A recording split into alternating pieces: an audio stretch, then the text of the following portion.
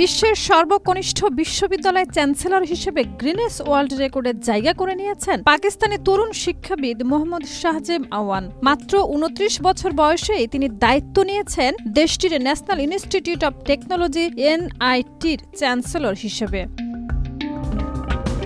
শাহজেব জানান, ১১ বছর আগে বাবাকে হারানোর অভিজ্ঞতা তাকে জীবনের নতুন উদ্দেশ্য খুঁজে নিতে সাহায্য করে। সেই সময় থেকে তিনি শিক্ষা, সমাজসেবা ও তরুণদের উন্নয়নের ব্যাপারে দৃঢ় প্রতিজ্ঞ হন। তার ভাষায়, পরিস্থিতি নয় বরং আপনার নেওয়া সিদ্ধান্তই আপনাকে গড়ে তোলে। তিনি বিশ্বাস করেন পাকিস্তানের তরুণরা অধ্যবসায় ও আত্মবিশ্বাস নিয়ে এগোলে যে কোনো উচ্চতায় পৌঁছাতে সক্ষম হবে।